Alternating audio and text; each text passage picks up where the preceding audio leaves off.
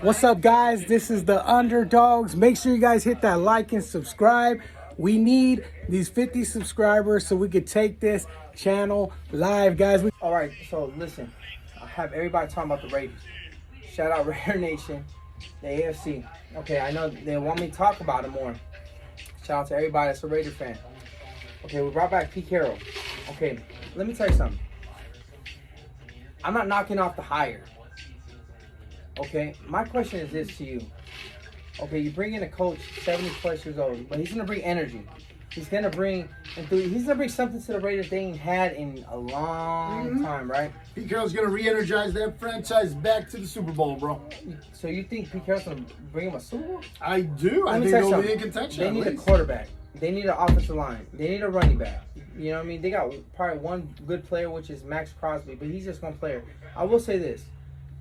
How do you hire... Okay, first they bring in Tom Brady. He's not throwing the ball for them. You know what I'm saying? If you brought in Tom Brady as a big quarterback, that's one thing, but he's not. He's more of an advisor / partial owner because he bought a stake in the Raiders. But let me ask you something. Like, you bring in Tom Brady, the guy that robbed the Raiders in 01-02 from possibly winning the Super Bowl because he got hit, he got sacked in a fumble by Charles Woodson, and they freaking made a baloney call, whatever, and the rest is history. Then you bring in Pete Carroll, which I love Pete Carroll, which is the guy that pretty much said, here's Mr. Brady, have Super Bowl number 4.